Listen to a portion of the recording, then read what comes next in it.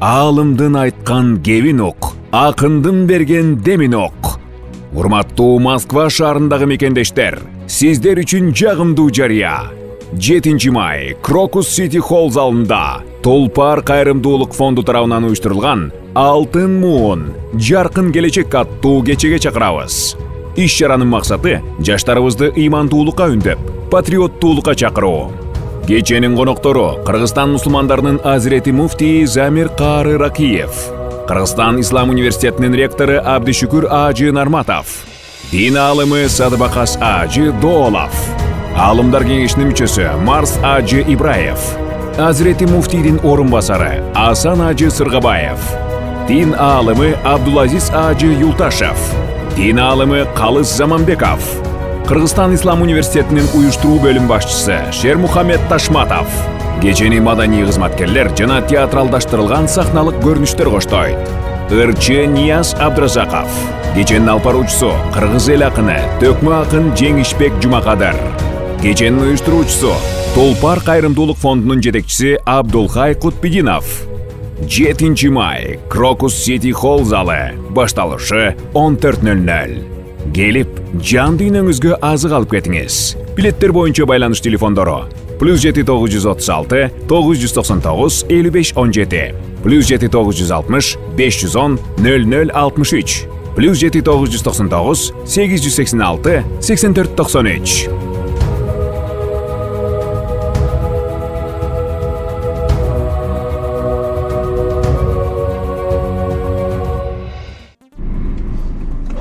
Слушай, Алиса, Авторось. Внимание на карту. Авторось, Москвич. Ассаламу алейкум, жигиттер, туугандар. Өзүңөр уккандай эле Автороська чыгып атам. Кече күнү мындан мурунку роликте айтып атпадым беле?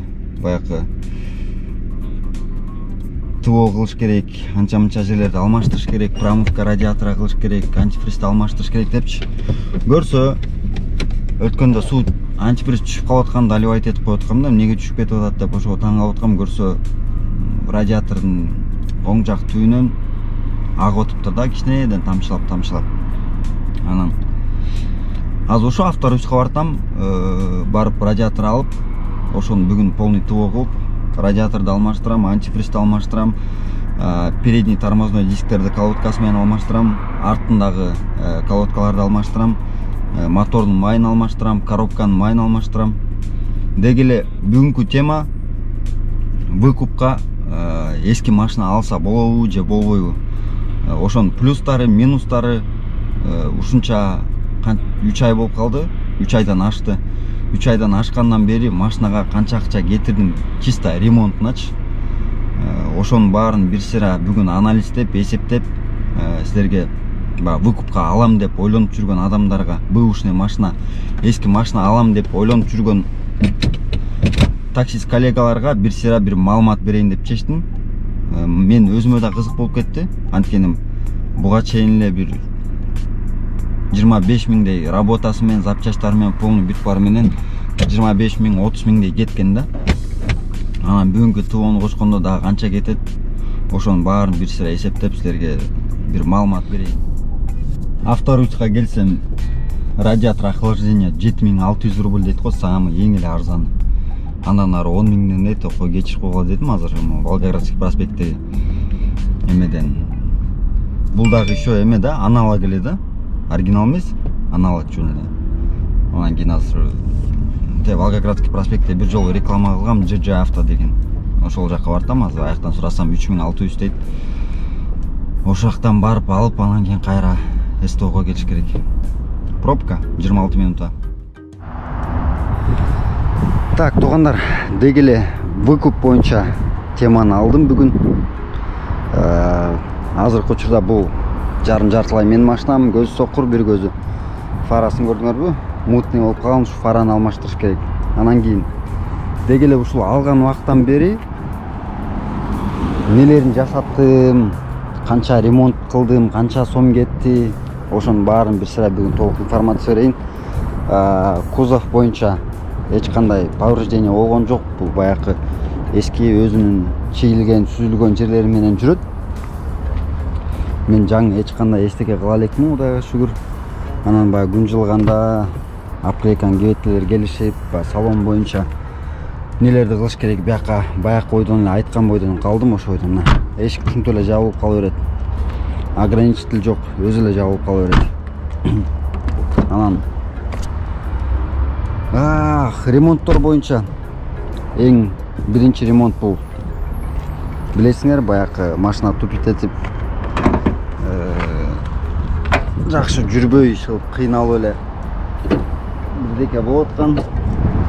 Ошондо генератордон деп подозрение болуп, генератордун жанакы ограничитель дебедимби, регулятор, генераторга ток келип бөлүп берген нерсеси иштебейт деп ошону ремонт кылып беришер. Анан ал эмес, электрика апарып бир катушкасы күйүп кетти деп бир катушкасын алмаштырсак ага деле болбой трайт этип аткандан көрсө, мына мозги деп коет, ЭБУ, электронный блок управления. Ушул күйүп кеттир, ушуну жасаткам. 18 000 болгон общий ремонт, электриктин услугасы менен 18 000 тарс кеткен. Андан кийин помпаны алмаштыргам, помпа менен ремейнди алмаштыргам. Ага баш аягы биригип 8 000 9 000 кеткен. Анан кийин оң жак бетинен стойка стабилизаторду алмаштыргам. Кечээ күнү болсо гурдун майын алмаштырдым, мотордун майын алмаштырдым, коробканын майын алмаштырдым. Радиаторум тешилип калып, радиаторду алмаштырдым. Антифриз соответственно сразу алмашты. Дагы кандай ремонттор болду? Азыр капотту жабайын. Капот боюнча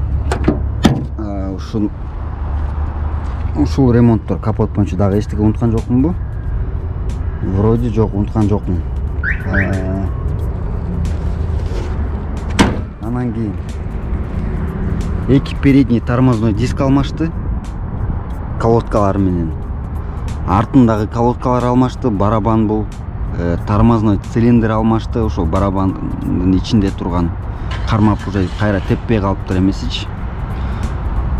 Ошо менен кечээ күнү жаман чоң ТО болду да, машинанын почти бүт нерселери алмашты. Салон боюнча эчтекесин жасай элекмин, эчтеке кой элекмин. Биякта баары бытылдаган, провод гана. Биякта планшет турат, биякта телефон турат. Планшет бул деген коюлган эмес, ушуну сразу силерге бир көрсөтүп коеюнчу. Мына жөнөкөй эле алдында штатный магнитофон турат, үстүндө 2 магнит турат. Мындай кылып туруп чаптап койсоң, бул как будто штатный болуп көрүнүп калат.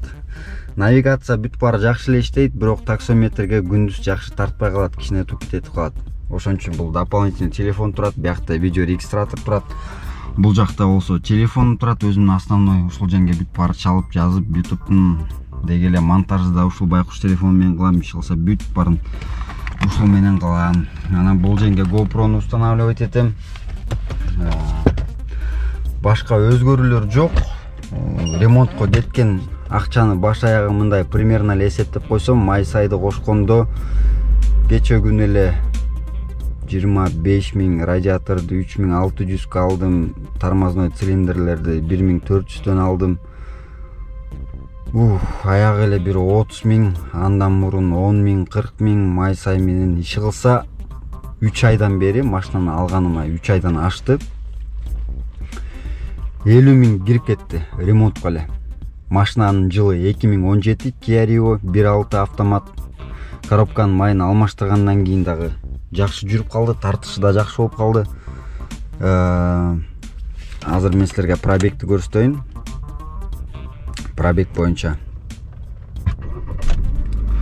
Пробег боюнча мен алганда 241 000 болчу. 241 000, азыркы убакка 271 779 километр. Ошондо примерно мен деген 40 50 60 70 30 почти 31 32 километр, 32 000 километр айдап койдум 3 айдан ашык убакытта.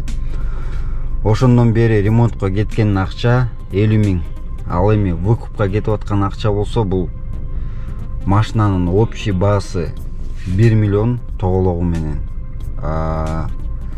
Платежка болсо айына 150 000ден берем. Ошондо 10 күндө бир 50 000ден берем. Анан жанакындай тегереки выкупка чыгарган машиналар, жапжаңы салондон чыккан машиналардын бааларын айтсам чалкаңардан түшүп атпайсыңарбы? Ами айына 78 миңден кымбат, 57 миңден, 60 миңден кымбат депчи. Адамга канчалык условияны жеңилдеткен сайын ошончолук бай эшектин жүгү жеңил болсо жаталак болот деген чын да. Эми кимгедир кымбат, кимге арзан, ким тартып кете алат? Эми мен элестеткиле айына 150 миңден азыркы учурда 450 миң беришим керек болчу, бирок 450 миң бере элекмин. Мен дагы бир где-то 100 миңде жетпей атам. 300 канча миң берилди да. Азыр мен силерге да точно айта албай атам. Эмени списокты, платежканы карап айтыш керек. Бирок айына 10 күн сайын 40 миңден, 45 миңден, кээде 50 миңден штрафтар бар, аркы беркиси бар. Ошол менен мен августтун аягына, ушул келаткан августтун аягына чейин 1 миллион рубль беришим керек. Элестетип бергиле. Анан кийин азыркы жаңы чыгып аткан машиналар выкупка же болбосо ошондой эле тетигил турган Kia Rio первоначальный взнос 50 миң, айына 78 миңден дейт 2 жылга. Анан ошондой эле тетиги Cherry Tiggo Pro'лор. Ошондуктан анан туугандар, арендага алып иштейсиңерби, выкупка машина аласыңарбы? Ал жагын мен айта албайм. Мен жөн гана силерге тартып, көргөзүп, кайсыл жакта кандай условия болуп атат, мен өзүмдө кандай условия болуп атат, только ушуларды эле айтып бере алам. Силер өзүңөр салыштырасыңар, аласыңарбы, албайсыңарбы, ал силердин өзүңөрдүн ишиңер. Мен силерди алгыла деп дагы үгүттөбөйм, албагыла деп дагы үгүттөбөйм. Ошондуктан өзүңөр ойлонуп, кандайдыр бир чечимге келесиңер да. Анан кийин ошол эле өткөндөгү тарткан жана жактар выкупка деп тартканда комментарийлерди окуп чыктым. Баары кымбат болбойт, ой, тиги ал тажиктердики, тигилердики, булардыкы. Бул парк тажиктердики эмес экен, бул өзбекстандык корейцтер экен да. Мен кирип сүйлөшүп атайын жанакындай балдар бар, кыргыз балдар бар иштеген, ошолорду чакырып берейин, ошолор менен да сүйлөшүп сурап көр деп ошолорду чакыртты. Анын баарын азыр алдыда көрөсүңөр. Ошондуктан мага кымбат же арзан деп айтыштын анын эч кандай ал нерседен эч кандай толк чыкпайт. Мен кеберчилерге катышып, спорт этип, кичине условиясын мындай кылып көрбөйсүңөр деп бүгүн ыргытып көрдүм варианттардычы. Ошолорду ойлонуп бааларын өздөрү коюшту да. Анан кийин мен бааларын коюп бере албайм же арзандатып бер деп айтышым мүмкүн, бирок арзандатабы, арзандатпайбы, ал өзлөрү решение принимать этет. Мен жөн гана тартып көргөзүп берем. Конечно, тартканымга өзүмдүн рекламанын акчасын алам. Бирок комментарийде жазгандар буларды тартпай эле койчу, арзаныраак немелер тартпайсыңбы, өзүң деле таксистсиң го, билесиң го, тигинтесиң го депчи. Эми мен силерди барып ушул женден алгыла деп совет бербей элемин да. Мен жөн гана көргөзүп берип атам условияны. Бул жакта ушундай условия экен. Эгерде жакса, эгерде туура келсе алгыла, туура келбесе албай эле койгула деп. Ошондуктан решение өзүңөр принимать эткиле жигиттер, туугандар. Ошондой. Так, ассаламу алейкум жигиттер. Бүгүн арендага жана выкупка машиналар тартканы келдим. Ушул Соляристе выкупка алыптыр. Азыр ушакта иштеген орус бала экен. Сразу эле сурап өзүнөн да бир сыйра сурайынчы, отзыв кылыпчы. Канчадан алып атат, эмне кылып атат? 22 канчанчы жылкы бул транспортная компания Успех. Белки тажик балдар менен алмаштырбагыла булар башкалар. А то өткөнкү чыгарганда комментарийден жазыпсыңар. Эме депчи. Тажиктердики албагыла депчи. Мына азыр өзүнөн сурайм. Приветствую. Добрый день. Как вас зовут? Алексей. Алексей. У меня вам пару вопросов, Алексей. Машина какого года? 22-го. 22-го Солярис. Это вы, получается, под выкуп брали, да? Да, под выкуп взял. Сколько уже выкупаете? Год, да, уже. Год ровно. То есть, получается, вы в 22-м году взяли, да, эту машину? Да, вот как с парка приехали новую. Да, и Сразу взял. по поводу условий. Сколько первоначально дали и поскольку платите в месяц? Ну, первоначалку я отдал 100 тысяч. Угу. Вот, и каждый месяц 60 тысяч Это у нас оплачиваю. на сколько? На 3 года На получается. 3 года. Так, на 3 года по 2000, первоначальный взнос 100 тысяч. Да. Угу. Год уже отдали, Да, получается. осталось 2 года. Ага. А по поводу парка, вот выплаты, там, моментальные выплаты, есть какие-нибудь проблемы там? Бывают там? Если бывают, но очень-очень редко. Вот. Ну, знаете, А так есть отдельное приложение, через него выводим деньги. То есть через приложение выводите, запросили, да? да. Угу. 2-5 минут они пришли. А комиссия парка 3%. 3%. Это у нас транспортная компания «Успех», да? Да. Все, спасибо. Пожалуйста, все хорошо. Так, жігіттер, ушул турган Optima уже выпусктан чыгыптыр. Азыр атайын отзыв алайын деп өзүнө кыргызбак экен. 2019 болуш керек, азыр точно сурайм. Ушул компания боюнча, платежкалар боюнча, ушул машинага берген киши боюнча отзыв атайын каждый водительден сурап атам да, ошо выкупка алгандардын арасынанчы. Анан азыр водительден точно сурап берем мен. Жылдыр жабыр. Ассаламу алейкум, брат. Ассалаумалейкум. Атың ким, брат? Кандайсыздар? Атың ким? Виталий. Виталь? Сен уже выкуптан чыгарып бүтүп турсуң, э? Ооба, машина бүтүп. Ошону мисалы качан алдың эле, айына платежка канчадан, первоначально канча бердиң эле, ошол жөнүндө бир кыскача бир маалымат берип койсоң сонун болмок да. Машинаны биз без первоначально алганбыз. Биз өзү иштескенбиз бул. Арендага айдап жүрүп эле? Ооба, ошодон эле биз первоначально берген бизге. Ошону менен ошо 22 айга берген да. Жылы 19. Ооба, 2019. Kia Optima 2019, 2 жылга. 2 жылга, 2 жылга эмес, 22 айга. 22 айга. 200 турганда өзүчү, анан ошо 10 ай айдап, анан 800 миң досрочный кылып жапканмын да, 10 күн болду. Ошондо 1 миллион 800 эле түшүп калды. Ошондо досрочно жапкан үчүн скидка болуп калыптыр да. Ошондо айына 100 миңден. Ооба, айына 100 миң, күнүгө 3500дөн тура келет. Ошондо мен уккан боюнча 28 күнгө бөлүп койгон, 3 күн выходной. 3 күн выходной. 3 күн выходной.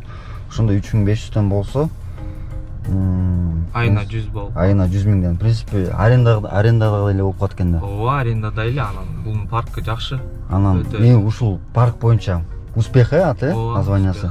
Анткени мен өткөндө видео тартканда бул жакта дагы тажик бир туугандарында парк бар да. Ооба, ошол ТК мастер. ТК мастерби, ошолор менен алмаштырып путать болуп туруп, кичине эмелерчи, комментарийде эки жакка бөлүнүп булар. Тажиктер иштедет, мен алгам, депчи, ошо парк боюнча бир отзыв берчи, ушу машинага берген киши боюнча. Бул машинаны берген киши өтө честный иштейт да. Эмекен, корейец экен, Өзбекстандык. Өтө жакшы, кыргыздар көп алат, аренда айдаган деле кыргыздар кайра келип алат ушул машиналардычы, кызыгат. Неге жакшы иштейт.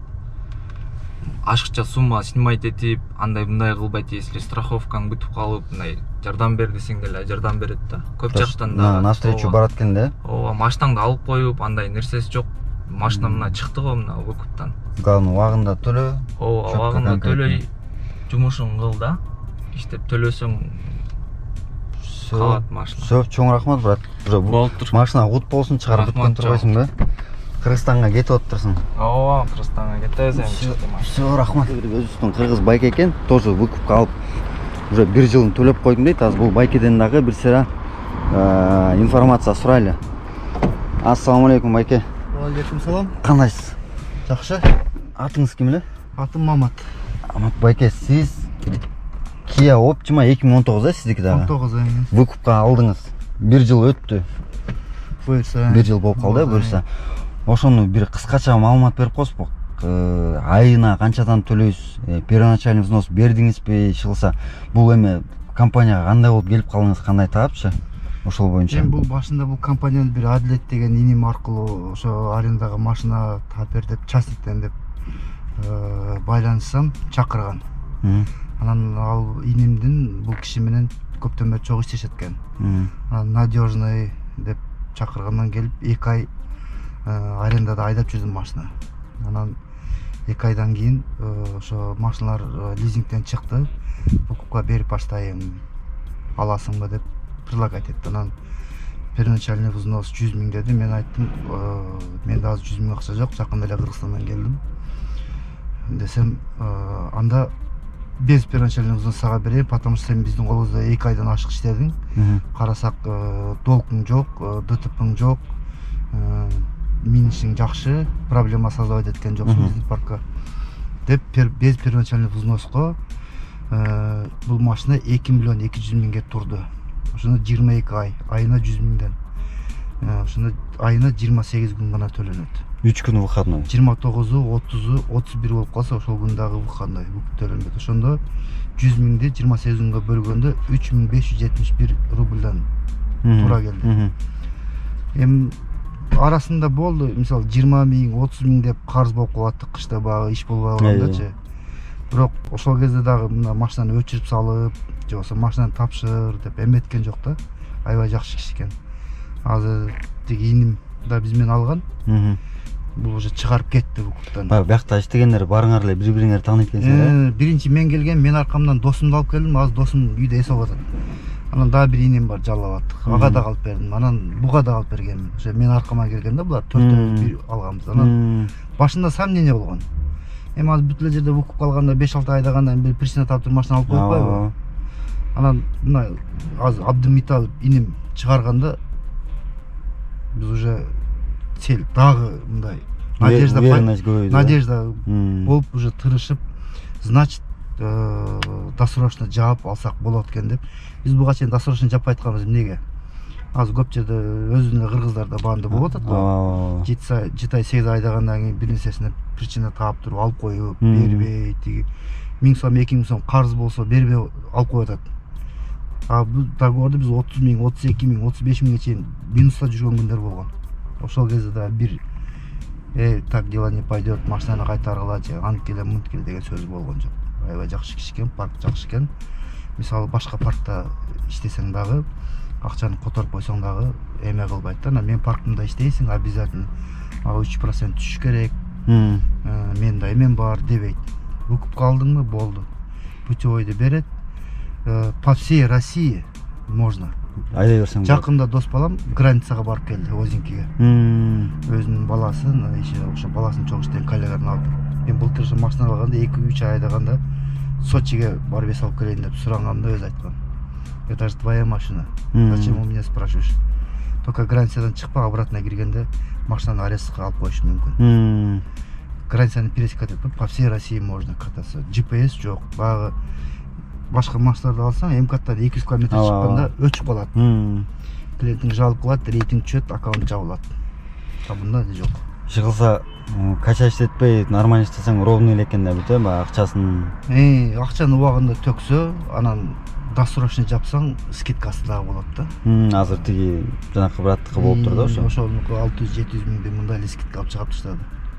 Эми бул өтө эле чоң салым да. Мен ушунча 2017-ден баштап Москвада таксиде иштеп, мындай парк, мындай адамды көргөн эмесмин. Бул паркта кышында кыргыз балдар мына дөбөтүндө турат машинада. Очередьте паркта отурган күндөр болду. Екатеринбургда машиналарын бүт пергенет алып келип, ал жакта без лицензия айдайт экен таксиде. Алып келип лицензия кылып, госпласа чаптап, арендага берип жетишпей, азыр жактарды алды. Потому что буга бир келген адам, мисалы мен арендада иштеген болсом дагы кетип атсам, бирөөгө машинамды берип кетем да, таанышыма. Потому что биз багы 3 күн выходныйбыз бар. Иши ооруп калсаң, Игорь Викторович, мен ооруп калдым, ишке чыга албай атам десең, карайт дагы, давай мен сага 2 күн выходной берейин, 2 күнүн жакшы болуп кетесиңби, жакшы болбой каласыңбы, ал жагын өзүң эме кыласың. Менден помощь сага деп. Еще дагы 2 күн мында жаап берген күндөр болду да. Навстречу барат экен да, жакшы эле. Башка жерде ооруп калсаң, башка кылсаң списывать этпейт да арендаңды. Мен ооруп калганда айттым, 3 күн выходнойум бар, ошонун өзүндө дагы 1 күн выходной кылып бердим ага. Поправляйся, выздоравливай депчи. Анан эми билбейм, бул жагалданышта эмес. Мисалы, мен артымдан мына 4-өбүз келдик. 4-өбүз тең иштеп атабыз. Жакшы баары. Машиналар эми мындай кандай десем, өтө жакшы эмес, өтө жаман эмес. Эми такси жүргөн машиналар. Бул техника бузулат, башка болот. Ошондо сиздин дагы 1 жылыңыз калды. Мен 12 айыңыз калдыбы? Апрелдин 10-ында, 24 апрелдин 10-ында бүтөт. Договор боюнча. Ага чейин дагы жаап чыгарып кетсем болот. Меңиз байка, аман-эсен кутулуп алыңыз. Машинаны чыгарып алыңыз. Чоң рахмат. Ийгилик. Бир кыргыз байке. Бул байкеники дагы Optima экен. Азыр бул байкеден да бир сыра сурап вопростордон беребиз. Ассаламу алейкум байке. Алейкум. Кандайсыз? Жакшы, рахмат. Атыңыз ким? Атым Асылбек. Асылбек байке, сизге 1-2 суроо. Эметип турайынбы, азайтып турайын, Сиздики дагы выкуп. Ооба, машина выкуп. Жылы 2019. 2019 жылы. 22 айга 22 айга алынган. Айына 100 миңден. Айына 100 миңден. Сиздики дагы 28 күн рабочий күн, калганы выходной. Ошондо 100 миңди ошол 28 күнгө бөлүп койгон. 28 күнгө бөлүп койгон. Калган 3 күн, 31ден болсо 3 күн эс аласыз, 30дан болуп калса 2 күн эс аласыз. Алганыңызга канча болду уже? Алганыма былтыр июнда алганмын, 10 июнда алганмын. Былтыр 10 июнда алсаңыз, уже канча бир 8 ай? Жок, 10 айдан ашыгыраак 10 ай айдап койдум. 10 айдан ашыгыраак айдап койдуңуз. Ошондо сиз да берген эмес первоначально? Жок, первоначально. Ошондо силер биякта бири-бириңердин аркаңардан эле тартылып келген экенсиңер да, угуп эле? Мен досум келген, ошо досумдун артынан эле сиз алдыңыз. Мен алганмын. Быйылдан кийин как раз апрелде бүтөт. Ошондо общий машинанын баасы 2 миллион 200 болуп калат абы? 2 миллион 200 болот. Ошондой досрочно чыгарсаңар, биякта бир бала чыгарыптыр. Миллион ошол врачка чыгарды. Миллион 800гө болуп калды. Миллион 800гө болуп калды да, азыр 10 ай айдады. Анан 800 миң аз наличка акча берип туруп, машинаны чыгарды уже. Ошондо скидка менен кетип калыптыр да, досрочно алгонго. Анан кийин бул эме боюнча, таксопарк боюнча. Таксопарк өтө жакшы парк. Баарына проблема эмеси жок. Өтө жакшы парк. Мен совет берет элем баардан эле келип выкуп калса болот. Выкупка машиналар бар. Бизде чыгаргандар болду да. Бул эле эмес, башка балдар дагы чыгарган балдар менен дагы сүйлөштүм, кыргыз эле балдар өзүнүн эле. Копиятыйларды айдаган балдар бар. Ушу биздин эле эмеде 28 күн берет, калганы выходной болот. Анан уже срочный баягындай кылып жооп досрочно чыгара алгандар бар да.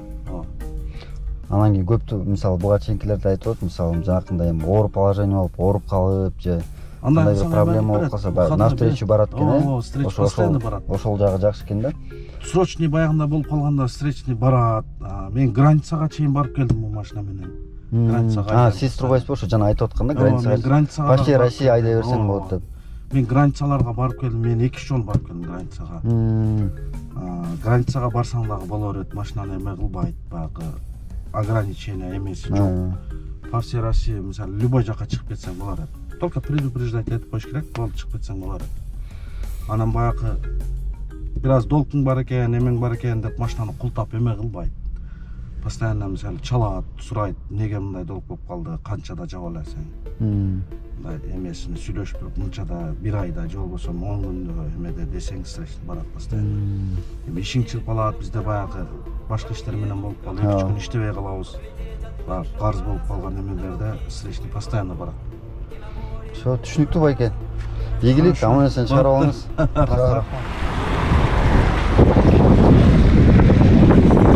Так, жигиттер, Chery 4 Pro тариф комфорт радиону азайтып коюп байке. Мен сразу эле эми аркасына отурдум да, комфорт барбы жокпу депчи, мону жылдырып көрсөңүз байке, алдыга сиденьяны. Мен сиздин пассажирыңызмын деп коюңуз, элестетипчи. Мындай отурсаң вроде комфорттуу экен. Айдап көрсөңүз байке. Акка чейин до конца. Жүрүшү кандай экен көрөлү. Сизге өзүңүзгө кандай экен мына айдаган? Удобно экен. Сиденье бар эмелери. Азыр машина жам, сон.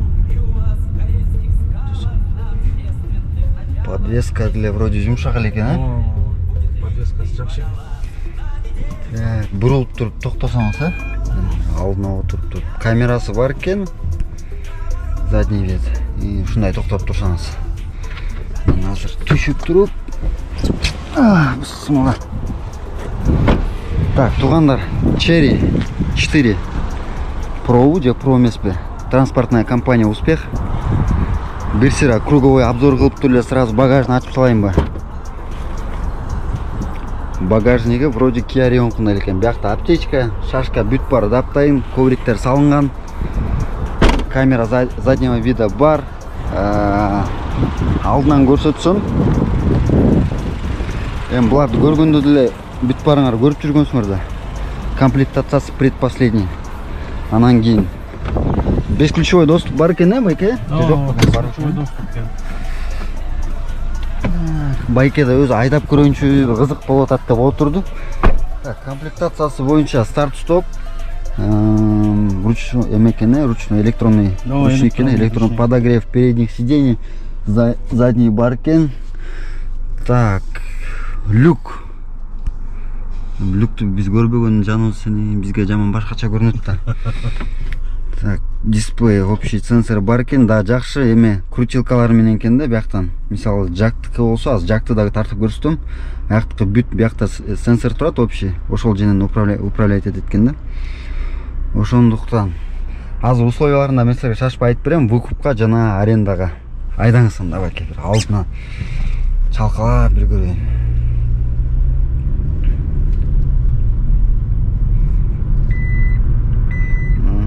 Ремень тагынды болот, Ремень звук ушундай чыгат экен. Подвескалар жакшы экен, азыр жаңы да. Так, мен түшүп кетейин эми. Так, эми жигиттер, жакты көрөлү. Сразу эле аркасына отурайынчы. Жак. Мен биринчилерден болуп отуруп атат окшойм. Полиги таптаза экен. Кана байке бир көрүңүзчү. Ары бери айдап. Биякта водительдердин баарына интересно болот, жаңы машина кандай экен депчи. Ачык эле, тарс. Бөлүшүп салып. Биякта да люк полный. Аркасында зарядка бар экен. Биякта обдув бар экен, задний камера бар. Подогрев сиденья жок экен, мындай. Калп айтпасам аркасында. Аркасында подогрев сиденья жок экен, Cherry'де бар болчу, биякта жок экен. Бир разгон алыңызчы, бир жакшы эле. Аңыл дөңгүлдөрдөн. Эми подвесканы прям супер жумшак деп айтпайм, бирок сиз Optima менен салыштырсаңыз кандай экен байке? Подвескасы жумшакпы же кичине катууракпы? Optima салмактуу, анан широкий болуп, ал мындай вес басат по-любому, вес басат, анан бул жеңил болуп. Ушундай бир токтоп турсаңыз. Optima'da көп. Бул кичине чувствительныйраак экен, Болор эме кылыр, чувствительный. Так, сыртын бир сыра көргөзөйүн. Дискалары, багажын сразу эле. Всё, таптым. Багаж тиге караганда бир топ эле чоң экен. Бияк бул жакта деле ошол набор, аптечка, шашка. Мун болсо, биякта, по-моему, полик бар болуш керек, багаждын полиги. Жок, колгол экен. Бирок негедир кнопкасы турат. Алдынан болсо, кир машинаны тандап отурбуз. Алдынан көрүнүшү, фаралары LED-пи, кандай линза эмес, эми точно LED болуш керек. Алдын бир сыра көрсөтөйүн. Азыр бияктыкы бүт эле ручной. Эменкин эмес. Айдабай турсаңыз, заднийге салсаңыз, отклик көрөлү кандай экен. Заднийби? Камера көрсөтпөй атабы? Нейтралга салып койгон турбайсызбы? Эмери түштү го дейм. Так, камера бар. 360, по-моему, жок болуш керек. Бул жакта деле ошондой эле люк. Комплектациясы боюнча задний камера көрсөтүп атат. Комплектациясы старт-стоп бар. Бул жакта да электронный ручник экен. Бүт управлениянын баары, печканыкы, громкость, бияктан рульдан деле мультируль, круиз контроль бар. Дагы эмне, зимний режим го. Бул эме подсветканы алмаштырып турбайбы? Мунун, по-моему, жаңылышпасам, аяктарында да подсветкалар бар болуш керек. Кечинде күйүш керек да. Анткени мен баягы өткөндө арендадан көргөм да, кечинде күйүп турган. Ушундай бир настройкасы бар, подсветкасы да бар ичинде. Так, дагы эмнени айтып берейин? Азыр условиясы боюнча арендага дагы бар, выкупка да бар. Ошол боюнча бааларын мен силерге бир аз кененирээк маалымат берем. А так, мындай тыркылдап, мыркылдаган эле, кыйчылдап, мыйчылдаган эчтекеси жок. Өзүңөр бир сыра көрөсүңөр, келип карап, айдап көрсөңөр болот. Подлокотник бар. Ичинде зарядка жок экен, по-моему. Зарядка жок экен, то зарядка биякта экен, USB. Бияка болсо 12 вольт. 2 торт аркасында, по-моему, жок. Менимче Черинин эмеси, комплектациясы кичине богатыйраак экен, чем Жакка караганда. Ошондуктан экөөнү салыштырып көргүлө. Кимге кайсынысы жакса ошону аласыңар. Настройка зеркала бар экен. Мынтип эле жатып калат экенсиң да сразу эле.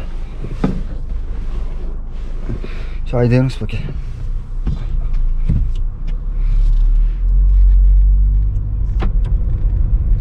Тартыш кандай экен? Темирак ба, biraz. Слабыйраак, Булар 1.4 турба болуш керек, по-моему. 1.5 турба. 1.5, 1.5 турба. 1.5 турба болсо. Көптөр айтат, расходу көп, 15 литрден ичет депчи, бирок обкаткага чейин менимче ушундай эле болуш керек дейм. Так, жигиттер, аренда боюнча, биринчи аренда боюнча информация берейин. Kia Rio 2050 рубльдан 6.1. Накопительный эмеси бар, залог бар. Күнүнө 200 рубльдан. Эгерде Kia Optima алам десеңер арендага 19-20, 3000 рубльдан суткасына 6.1. То же самое 200 рубльдан накопительный бар. Kia K5 азыр на данное время жок дейт. Jack G7 23 жылкы 3300дөн 7.0. Cherry Tiggo 4 Pro болсо 2700дөн 7.0. Solaris азыр жок. Kia Optima бар экен 20 жылкы. Комплектациясы комфорт экен 3200дөн 6.1. Накопительный боюнча бүт барынча 200 рубльдан. Ал эми именно выкуп калам десеңер Kia Rio'ну 50 миң первоначальный взнос бересиңер, 78 миңден айына 2 жылга 24 айга экен. Kia Optima 19-20 жылкылар. Аванс 100 миң, айына 100 миңден 28 күнгө бөлөт экен. 3 күн выходной, либо 2 күн, 31-нен же 30-нан болсо. Ошондо 23 айга. Ал эми ушул Jack G7 боюнча бир спор кылып кеттим мен бул компания менен, анткени предоплата 600 миңди эч ким бере албайт деп мен айттым да, ошондуктан давайте предоплатаны бөлгүлө, да бир вариант ойлоп чыгарбайсыңар десе, мага мындай вариант айтып атат. Биринчи вариантта предоплата 600 миң бересиңер, 36 айга алсаңар 72 миңден төлөйсүңөр, 48 айга алсаңар 65 миңден төлөйсүңөр. Эгерде 300 миң, экинчи вариантта 300 миң предоплата бересиңер, 36 айга 100 миңден төлөйсүңөр. 36 айга 100 миңден. Же болбосо 300 миңди берип, 100 миңден 36 ай айдап туруп, анан кийин 2 айдан кийин же 3 айдан кийин дагы 300дү предоплата кылып берсеңер, 1 айлык взносуңар 72 миңге чөт 36 айга эле. Ошондо 100 миң эмес, 72ден болуп калат. Бул экинчи вариант. Ал эми азыр Cherry Tiggo боюнча дагы биякта предоплатасы биринчи вариант 500 миң, 57 миңден 36 айга. 57 миңден бул комфорт класс, күнүнө 2 миңден да айланбай калып атат ошондочу. Ошон үчүн мен айтып атам, андан көрө 1 айлык платежду кичине көбөйткүлө дагы предоплатаны ылдый түшүрүп бергиле депчи. Анткени 500 миң, 600 миңге эконом класстагы таксилерди алып койсо болот да, спокойночу. Ошондуктан азыр Cherry Tiggo боюнча предоплатаны канчага ылдый түшүрөбүз, ошону сүйлөшүп атабыз. Ошону түшүргөндөн кийин мен силерге дайыр информация берем. Бирок айына 57 миңден болуп атат. Анан кийин могу Kia Optima 2020 жылкы комфорт комплектация. Арендага 3200дөн 6.1. Ал эми выкуп калам десеңер, 100 миң первоначальный взнос бересиңер, 100 миң айына 25 айга. Ошондо баарыңар бир сыра эсептеп чыгасыңар. Мен азыр биякта конкретный бир жумуш кылып атам да, бүт баарын сүйлөшүп, досконально билипчи. Ошондуктан өзүңөр да бир сыра эсептеп көргүлө, түшүнбөй калсаңар мен айткан сөздөрүмдү дагы бир сыра угуп көргүлө. Азыр Jack G7'дин вариантын түшүнбөй калсаңар дагы бир сыра түшүндүрүп кетейин. Предоплата 600 000 берсеңер 72 000ден айына 36 ай төлөйсүңөр. Эгерде 65 000ден төлөйм десеңер 48 айга төлөйсүңөр. Анан мен мындай вариант айтып атам. 300 000 коюп бергиле первоначальный взносту. Анан биякты көтөрүп бергиле десем, ошол 300 000ди ар жакка ыргытса айына 100 000ден болуп калат экен. Түшүнүп атасыңарбы? Ошондо 36 айга. Ошондуктан жакшылап бир сыра ойлонгула дагы, эч кимди алгыла деп да үгүттөбөйм, албагыла деп да үгүттөбөйм. Азыр болгон ушу Cherry Tiggo боюнча первоначальный взносты ылдый түшүргөнгө эсептеп атышат. Азыр ошону эсептеп бүтсө мен силерге дагы бир сыра толук маалымат берем.